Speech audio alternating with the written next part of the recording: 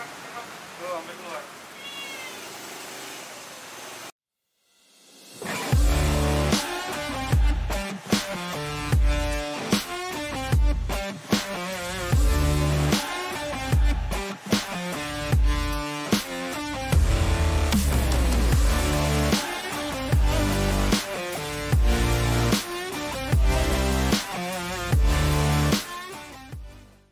Teman-teman, masalah umum yang menimpa para pemilik motor listrik adalah kendala di baterai, yaitu ngecasnya lama, bisa 6 jam, 7 jam, namun makanya cuma sebentar, cuma bisa sampai 50 kilo, 60 km.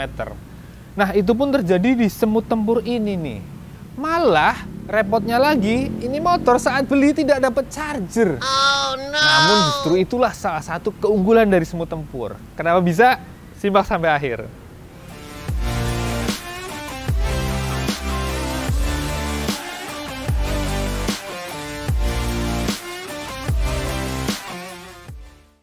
Tapi sebelum membahas kenapa tadi nggak dapat charger, saya ingin mengulas dulu soal harga nih teman-teman. Karena ini salah satu keunggulan juga dan satu hal yang bagi saya pribadi itu cukup mengagetkan.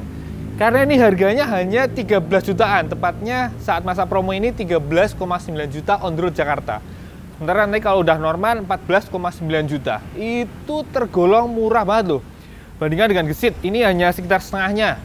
Atau dibanding Rakata yang 20 jutaan, itu iritnya 5 jutaan lebih dong ya. Bahkan dibanding VRQ1 pun ini lebih murah lagi. Gokil, ini salut banget, kaget saya dengan harganya. Nah oke, tadi balik ke yang soal kenapa nggak dapat charger. Jadi secara bisnis model, semut ini beda dengan motor listrik lain teman-teman. Ini mereka menganalogikan kayak air isi ulang. Jadi ketika kita beli itu beli dispensernya plus galon kosongnya. Jadi ketika butuh airnya tinggal isi ulang aja. Nah, ini pun demikian, ketika kita ingin pakai, kita tinggal tuker baterainya saja. Jadi makanya itu tadi nggak dapat charger, jadi lebih diarahkan untuk swap. Makanya ini ada terlihat di sini powered by swap. Nah, swap ini sebuah aplikasi yang menyediakan jasa penukaran baterai teman-teman. Nah, ini aplikasinya pun canggih banget, nanti saya kasih lihat. Namun yang mau saya kasih tahu dulu adalah ini swap ini berupa stasiun penukaran baterai. Memang saat ini baru ada di seputaran Jakarta, sudah ada 100 titik. Semut ini bekerja sama dengan gerai-gerai kayak Mart-Mart, ada juga dengan SPBU, Shell, namun kedepannya juga akan diperluas dengan Pertamina, dengan gerai-gerai modern yang lain. Jadi prinsipnya adalah ketika kita butuh pakai motor ini, kita tinggal isi ulang kayak isi ulang beli kuota, beli paket data internet. Ini pun demikian, mau berapa ratus kilometer bedanya. Jadi pilihannya ada 3, mau yang 100 kilo harganya 20.000, atau 250 kilo 45.000, atau 500 km harganya 80.000 rupiah. Jadi kalau semakin jauh jarak yang mau kita tempuh, mau kita pakai itu semakin murah. Jadi prinsipnya memang beda banget dengan motor listrik yang lain. Ini bener-bener lebih ke jatuhnya nanti ke depannya lebih akan ke kayak jualan listriknya.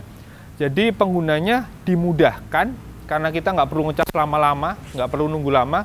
Jadi kita tinggal pakai aja. Ketika range-nya sudah tinggal sedikit, kita tinggal mampir cari swap stationnya, kita tinggal tuker baterai, kita tinggal pakai lagi. Nah, nuker baterainya pun gampang banget teman-teman. Jadi hanya kita tinggal buka di aplikasinya, kita pilih di bagian yang map, nanti di situ ada kan tertera di mana saja tempat swap yang terdekatnya, tinggal kita pilih. Setelah itu tinggal kita klik ini, booking. Jadi booking maksudnya ya booking baterainya. Setelah itu kita klik, nanti akan dikasih waktu sekian menit, kita menuju ke tempat swapnya, kita tinggal keluarkan baterai yang di motor yang tinggal sedikit kapasitasnya. Lalu tinggal kita colokkan ke slot yang kosong, nanti akan muncul warna kuning, kemudian 9 detik kemudian baterai yang penuh akan naik dan diiringi lampu putih menyala. Nah, tinggal diangkat, colokkan ke motor, lalu kita bisa berkendara lagi. Jadi begitu terus saat kita butuh baterai, pokoknya tinggal swap. Jadi kita nggak perlu menunggu ngecas lama, nggak perlu repot lama lah. Jadi kedepannya nantinya pastinya kalau swap stationnya sudah makin banyak, itu bakalan sangat memudahkan banget ya. Kendala utama aja dari sebuah motor listrik yang ngecasnya lama itu akan hilang. Rasanya itu bakalan sangat menarik ya kedepannya nanti kalau memang tempat penukaran baterainya semakin banyak. Nah, kalau saat ini memang sih adanya baru seputaran Jakarta dan baru 100 titik. Jadi kalau ke daerah Tangsel atau ke daerah Bekasi belum ada. Maka motor listrik smooth ini akan kembali ke motor listrik yang biasanya kita harus ngecas. Nah, ngecasnya gimana? Ternyata chargernya itu ada, namun dijual terpisah sebagai aksesori resmi. Harganya 900 ribuan. 900 ribu artinya kalau tadi harganya ini normalnya 14,9 tambah 900 ribu artinya masih 15,8 juta. Itu pun masih relatif murah ya. Lalu yang bikin saya salut juga adalah ketika lihat aplikasinya teman-teman. Itu di aplikasinya nggak cuma untuk tadi beli paket datanya, bukan paket data ya, buat paket berkendara yang mau beberapa kilo, terus melihat tempat swap stationnya di mana aja. Namun di situ juga tersedia informasi banyak banget. Jujur pokoknya untuk harga motor segini, ini aplikasinya asli bikin geleng-geleng. Salut, keren banget, asli keren banget. Saya rasa ini bakalan jadi patokan buat pengembang motor listrik yang lain di Indonesia. Bisa nggak harganya semurah ini, namun fiturnya gokil banget. Lalu fitur lainnya ada apa aja? Kita lihat bareng-bareng dari depan. Oke, dari sini di batok setangnya ini yang gede banget ukurannya. Ini ada lampu sen di sini, tentu saja. Yang kiri sini. Ya, ini ada nyambung pakai mika beningnya. Ini kesannya gede banget sih jujur, terlalu bagol. Kemudian kalau turun ke bawahnya, ini lampu utamanya tentu saja udah LED, bentuknya agak nyipit gitu, cakep sih ini. Lalu suspensinya teleskopik tentu saja, dan sudutnya lumayan centang ya. Lalu di bagian sini yang menarik adalah remnya teman-teman. Remnya cakram di kedua roda. Yang asiknya adalah ini sudah CBS, Combined Brake System. Dan yang hidrolik kayak PCX atau ADV. Jadi ini walaupun kalipernya kelihatannya kecil, ini tetap 3 piston teman-teman. Lalu kalau bannya ini ukurannya ring 12, lebarnya 90/70. Tuh, nggak terlalu gede ya. Oke, kemudian kita geser lanjut ke area setang. Tentu saja ditemukan speedometer, ini modelnya digital, namun digitalnya model kayak model lawas ya. Karena angka-angkanya sebelum kita nyalakan sudah tampak, hanya belum menyala saja lampunya. Jadi saat posisi off pun udah kelihatan bahwa di sini ada speedometer tengah, lalu di bawahnya ada kapasitas baterai, range, di sebelah kirinya juga kapasitas baterai tapi dalam bentuk bar, yang mana setiap turun 20% dia akan berkurang 1 bar. Jadi kalau saat full 100 bar, terus setelah di bawah 80 tinggal 4 dan seterusnya. Kemudian di bawahnya ada odometer, cuma odometer aja. Kemudian lainnya di bagian saklar biasa aja. Yang beda adalah di setang kanan ada tombol P. Nah, ini untuk mengaktifkan motor. Jadi kayak tombol starter lah. Ketika kita kontak on, emang masih P, parkir. Untuk jalan ini harus ditekan atau menarik tuas rem. Oke, lanjut lagi. Di bawah setang ada konsol yang lumayan gede dan dalam ya, terutama yang kiri. Ini bisa muat 2 buah botol minum 600 ml masuk. Dan di situ juga terdapat USB port, ini bisa buat ngecas smartphone atau barang elektronik lain. Sementara yang sisi kanan ini sempit, namun dalamnya sama. Kemudian di dekatnya ada kunci kontak, ini belum ada pengaman magnet, namun anaknya sudah model laser cutting. Ini tanpa pengaman magnet atau alarm juga nggak ada. Tentu saja karena Smooth PD ada aplikasi yang bisa buat mantau ini motor kemana aja, bahkan bisa dimatiin dari jarak jauh. Jadi rasanya alarm pun tidak terlalu penting di sini. Kemudian kalau lihat ke tengahnya ini kita bisa menemukan deck yang begitu lega nih ukurannya. Tuh, ini lega banget. Ini kayak mirip Takata ya. Jadi ini buat menaruh barang bawaan kayak misal galon atau belanjaan, ini lega banget. Terus di sini tadi ada yang lewat, ini ada juga cantolan barang dan ini bahannya plastiknya lumayan kaku ya, keras kuat. Lalu di belakang sini tampak ada buat colokan charger ya. Namun ini tidak digunakan, tidak diaktifkan karena memang sistem tempur ini tidak ada sistem pengecasan yang on board. Oke, lanjut dulu. Lalu kalau jok kita buka, di baliknya tentu saja ada bagasi. Nah, sebenarnya ini fungsinya tentu saja untuk rumah baterai. Ya, menyisakan ruang sedikit lah, bisa buat naruh barang kecil kayak jas hujan masih bisa muat sih di samping-sampingnya. Dan di sini juga ada tentu saja saklar ya untuk buat mematikan koneksi baterai ke motornya. Lalu di bagian belakang ada behel, ini bisa buat ngikat barang. Lanjut lagi di paling belakang, ini lampu rem dan sen ternyata masih bohlam teman-teman, beda sama yang depan. Dan ini ukurannya gede banget, lebar banget. Ini kembali mengingatkan kayak Kymco ya, skutik-skutik zaman dulu lah, yang modelnya lebar-lebar gini, khas banget motor Taiwan atau Cina. Lalu masih daerah sini akan terlihat suspensinya untuk yang belakang pakai ganda. Dan ini tanpa setelan, dan remnya yang belakang tadi seperti saya sebut pakai cakram, dan ini kalipernya 2 piston. Nah, mumpung melihat bagian belakang, ini kita bisa lihat sekalian dinamonya atau motor listriknya yang modelnya model hub ya, atau langsung di tromolnya. Jadi bukan yang mid drive kayak misal gesit, ini lebih kayak Rakata atau VR-V1. Ini dayanya 1500 watt, kemudian setelah saya tes untuk di jalanan datar, speednya mentok cuma 62 km per jam. Sementara kalau di Race Logic yang berbasis GPS 60,7 km per jam. Bedanya tipis banget, berarti speedometernya itu akurat banget. Lalu untuk range-nya, sekali ngecas baterai atau swap baterai dalam kondisi full, bisa menempuh jarak sekitar 60 km.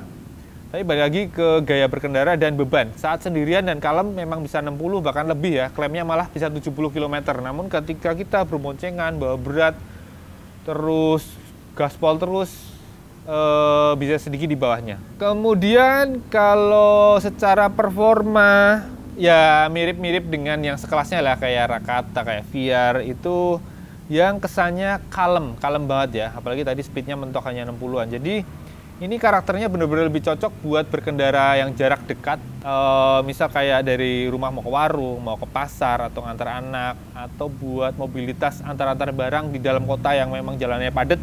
Ini masih cocok banget, karena emang di jalan begitu nggak perlu ngebut ya, jadi masih cocok lah untuk speed maksimal 60 km per jam. Oke, sekarang kita lanjut bahas tentang posisi berkendara dan handlingnya. Ini punya tinggi jok yang hanya 690 mili. Ini rasanya pendek banget tuh, lihat. Walaupun joknya lebar, kaki saya masih bisa napak banget. Tinggi saya 173 cm. Kemudian kalau kita naik, nah, nih lihat, nangkring banget kalau buat saya. Karena jarak dek dan jok emang deket ya, jadi nangkring banget. Ini buat perjalanan lama emang cenderung cepat pegel. Namun bisa disiasati dengan duduk agak mundur dan kaki selonjoran kayak naik Maxi-nya Yamaha. Jadi dengan begini lebih santai dan nggak gampang pegel. Lalu kalau bicara handlingnya, ini bobot motornya cuma 68 kg. Jadi ini enteng banget. Jadi buat bermanuver, buat selap-selit, buat kelak-kelok itu gampang banget. Pokoknya ini enteng banget. Lalu kalau karakter suspensinya, depan sih sedang ya. Empuk banget enggak, keras juga enggak. Jadi ya lumayan nyaman. Sementara yang belakang nih lihat. Ini empuk tapi bukan yang sampai ngayun-ngayun. Jadi ini yang belakang sih nikmat banget, enak banget. Buat sendirian, buat boncengan juga masih nyaman. Salut lah, settingannya nggak terlalu kampul-kampul nih, lihat. Tuh, baliknya masih lumayan oke teman. Jadi masih nyaman. Kemudian kalau joknya ini busanya tebel dan empuk. Wih, nih lihat. Ini nyaman banget serius. Saya lumayan betah pakai motor ini. Terus lagi ditambah decknya ini permukaannya ada kayak karpetnya nih, karet, jadi keset, nggak licin tuh. Apalagi tadi kan decknya lega banget. Wow tuh, sepatu ukuran 44 ini tuh lihat, lega banget. Salut. Cuma kendalanya adalah ketika ini saling lebar, ini wheelbase-nya panjang. Ini lebih panjang dari sebuah Honda Beat. Ini wheelbase-nya mencapai 1340 mili. Sementara kalau Honda Beat cuma 1256 mili. Jadi memang panjang banget tuh kelihatannya. Padahal bannya cuma ring 12. Nah ini teman-teman, saya mau kasih lihat chargernya yang dijual terpisah sebagai aksesori. Bentuknya gini gede ya. Tuh kotaknya. Jadi ini emang bukan charger yang gampang dibawa-bawa karena ukurannya gede. Ini kita lihat dalamnya. Nih modelnya kotak ini nih teman-teman. Lihat. Tuh malah kayak kompor listrik nggak sih?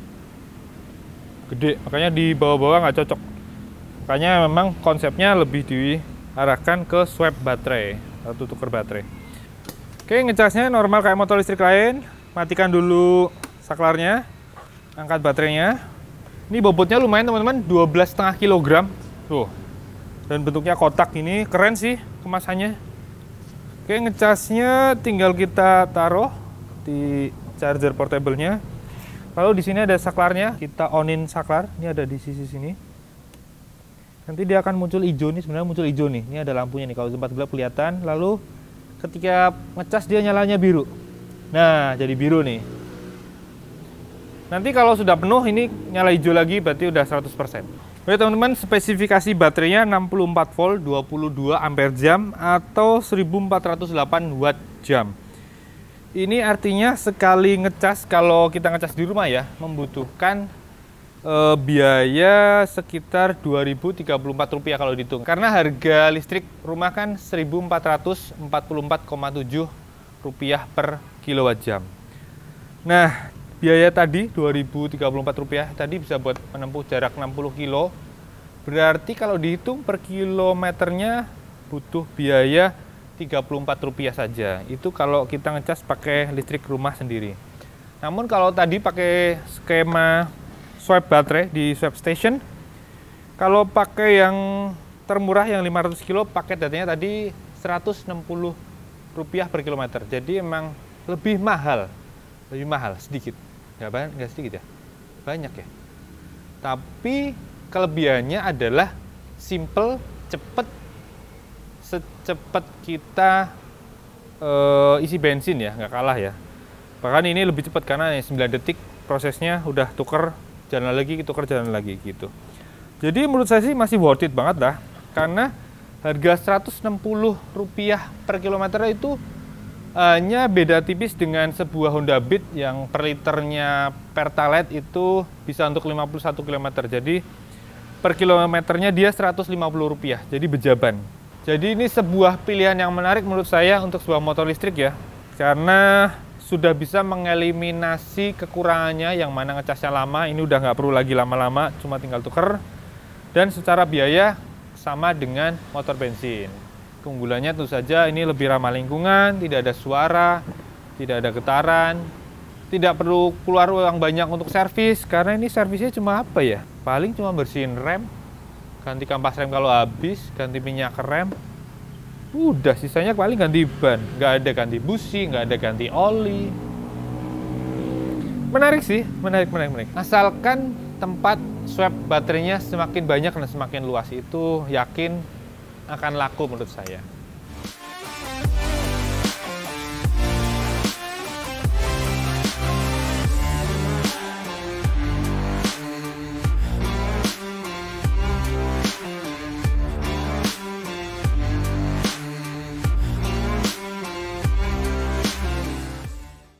Nah, demikian teman-teman review dari Smooth Tempur, sebuah skutik listrik yang harganya luar biasa murah, apalagi dibekali dengan aplikasi dari swap yang canggih sehingga memungkinkan mekanisme tukar baterai dilakukan, sehingga kekurangan sebuah motor listrik yang ngecasnya lama bisa dieliminasi, cukup tukar baterai, jadi sangat cepat, singkat, dan bisa dipakai muter-muter.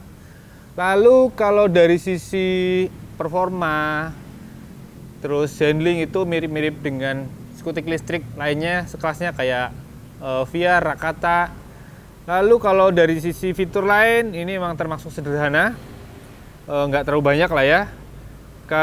Terus kalau dari sisi produknya sendiri, bentuknya memang bukan atau belum Indonesia banget, ini masih gendut-gendut gaya-gaya motor Taiwan atau motor Cina. Kemudian kalau dari sisi finishingnya memang beberapa bagian kurang presisi kayak di sambung-sambungannya. Ya, namun balik lagi ini harganya murah banget. Jadi menurut saya masih worth it banget lah untuk dibeli. Oke teman-teman, demikian review kali ini. Jangan lupa like, subscribe, komen, dan juga nyalakan loncengnya. Lalu jangan lupa juga follow IG kami yaitu automotive_tv. Dan satu lagi, kalau teman-teman mau butuh cari informasi segala hal tentang dunia otomotif, jangan lupa sambangi website kami yaitu automotivenet.com. Oke, sampai jumpa di video berikutnya. Jangan lupa pakai helm kalau motor. Bye.